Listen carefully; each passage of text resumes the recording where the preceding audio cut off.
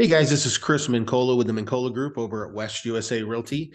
And today I wanted to talk about this article that's out there. A lot of people are talking about Goldman Sachs predicting that Phoenix, San Diego, San Jose, and Austin, Texas are going to have a housing crash like 2008.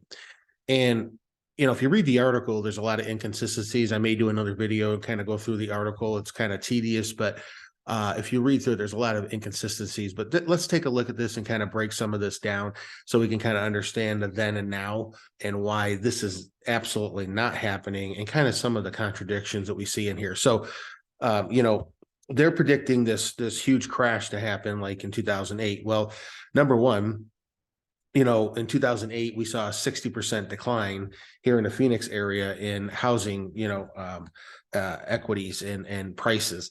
So, to say now it's going to be a 25% drop doesn't even fall into line with what they're saying with those levels. And then when we see that in 2008, we had about 58,000 homes in inventory, which was an overbuilding by new home builders and just a ton of new homes on the market at that time.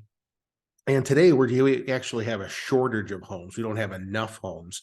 And I just checked it a few days ago, and we were under 17,000 in active inventory on the entire MLS. That's not just new homes, which is really what we're looking at when, we talk about, new inventory and new home formation and what's available out there, locally and nationwide. So their predictions there don't even make any sense.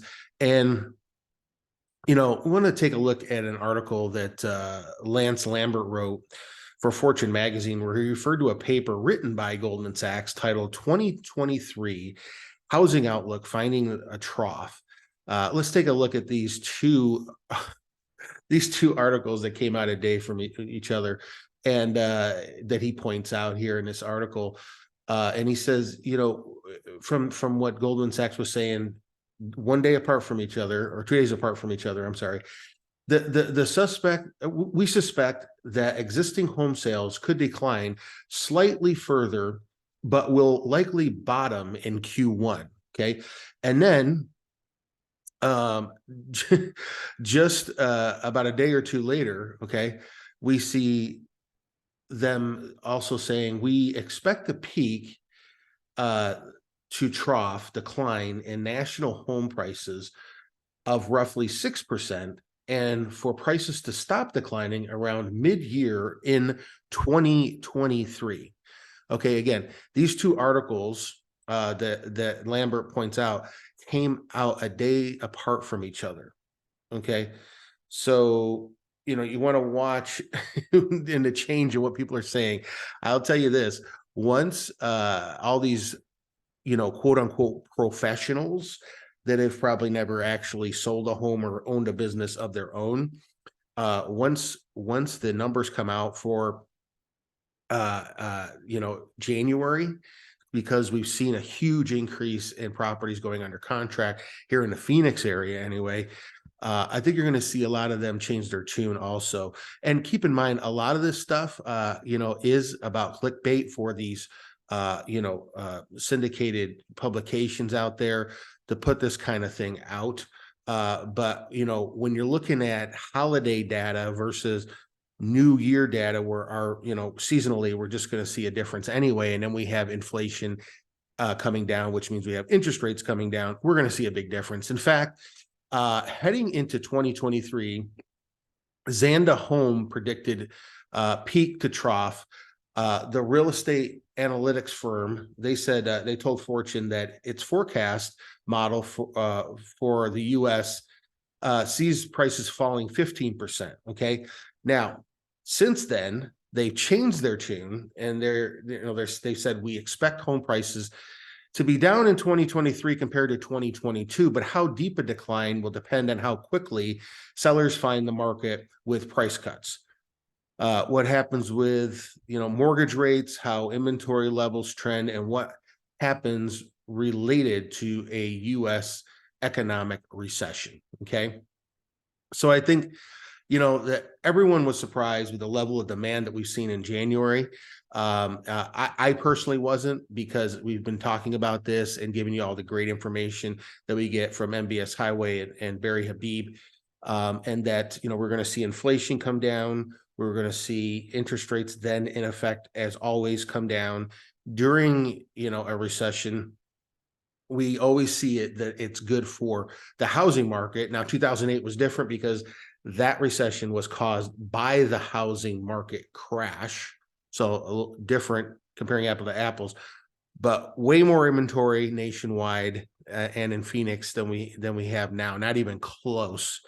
And we're dealing with people just basically being in hibernation, right? They're just in hibernation because we went from 3 to 7% interest rates, and now we're back down to about 6 to 5, depending on the day of the week and the type of loan and credit you have. So I think a lot of people were definitely surprised. Now it's more normal market for our area to see demand take up in January, and into spring. It's very normal for the Phoenix area, very seasonally normal.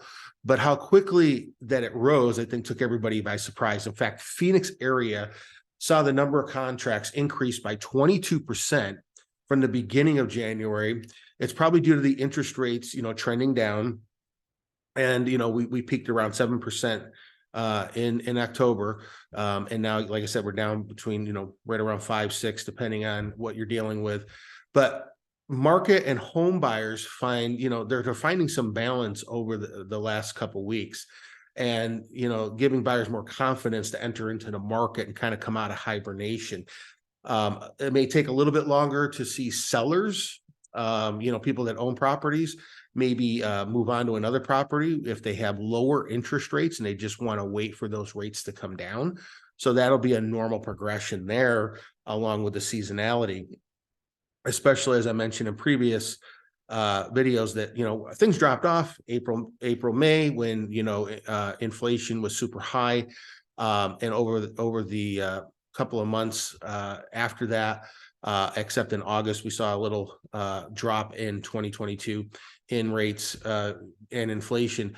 But that's why Barry Habib came out with his predictions that we're going to see, as inflation has already peaked, those come down, interest rates are going to naturally come down. So by May 10th, when the Feds do their reporting for April, we're going to see big time drop off in rates. Okay. So, and leading up to that, we're trending down. This coupled with, so this idea of giving these buyers more confidence versus the rates being around, 5 to 6, where, not long ago, a couple months ago, they were at 7, not to mention the 13% overall price decline that we've had in our home prices. Okay. Since we started to see the market shift. All right. And again, that decline overall pricing, a lot of that was driven up through the heat of the market and everything. Doesn't mean that necessarily everybody's lost 13% in equity in their home, or their home may appraise for that much less. Doesn't mean that at all.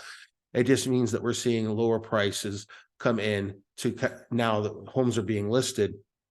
But as we see more activity, more demand, and those rates coming down, we're going to see more of a balanced market. We're actually, according to Cromford Report, trending into towards a seller market, into technically just above the range of where we need to be to go into a seller's market in about half the cities in the greater Phoenix area. So not a crazy, insane market, but very close to balance, right in there. And we're seeing a lot of people get concessions to do their rate buy downs, which is great right now. So that would afford people a little bit more purchasing power. So this letter by Goldman Sachs sent out to other clients, just to their clients, just doesn't make any sense. So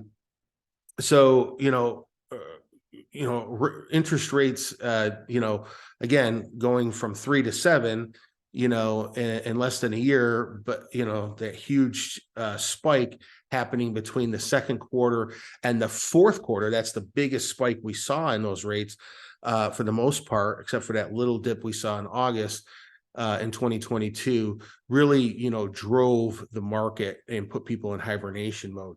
So since the interest rates have been coming down with the inflation rate even at a steady pace, we're most likely to see interest rates go back to where they were, and buyers seem to have gotten more comfortable with that 6% interest rate, even heading to 5. And like I said, with 3-2-1 buy downs, you can even start off with even lower rates than that. We've just this past week, we had somebody quoted at 2% for their first year, right around 2% for their first year, in a 3-2-1 buy down situation that the seller was paying for. So the housing market in the Phoenix area is pretty consistent, balanced market. We'll see, it even pick up from there. Our busy months are going to be April, May.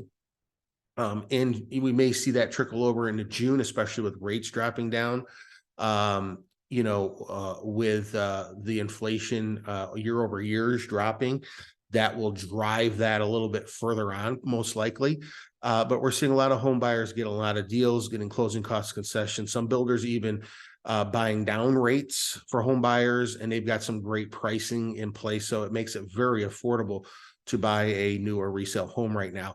And you kind of want to be ahead of that going into that, and you'll have a couple months where you don't even have a mortgage payment once you close on the home. So if you close this month, or let's say in February, for instance, you would not have a mortgage payment until May 1st if you were to close in February. So as we head into the spring selling season, which is the hottest part, along with inflation and interest rates driving the market by the drop in inflation and interest rates, we'll continue to see as school lets out, people wanting to get their closings out of the way, get to their vacations, and get back on with the next school year and activity year. We're already seeing a lot of homes getting, starting to get multiple offers. Where some homes are still crickets. We're getting a lot of more, anecdotally, a lot more foot traffic through and showing requests through, our listings. And we're seeing that those numbers tick up on the MLS. And like I said, under contract, that's really, really the big indicator right there.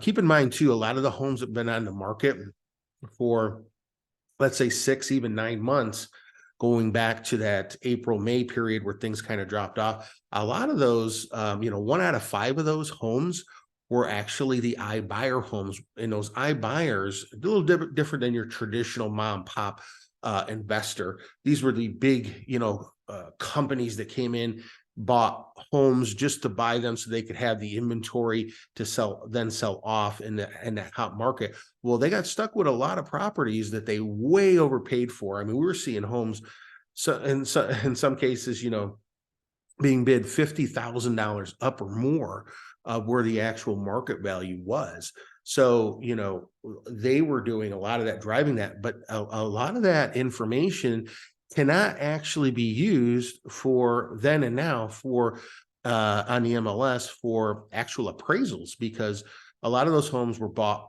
off market, and they're non-MLS type homes, or appraisers aren't really necessarily using them in their appraisals, which is actually good for the seller.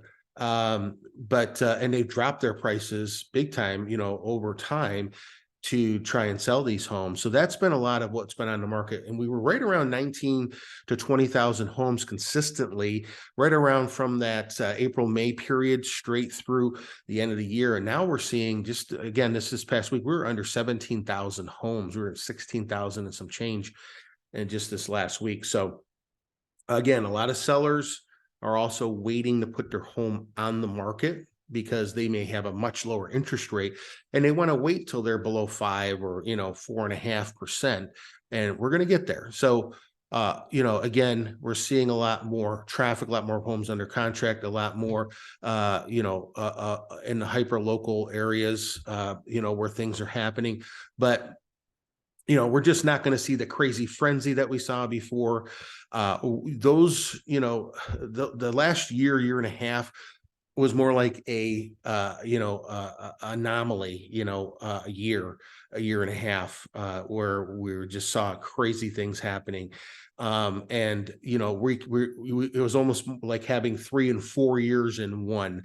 So another big thing, that's different between, now and 2008 is our job market. In 2008, our main employers were construction, hospitality, and call centers here in the Phoenix area.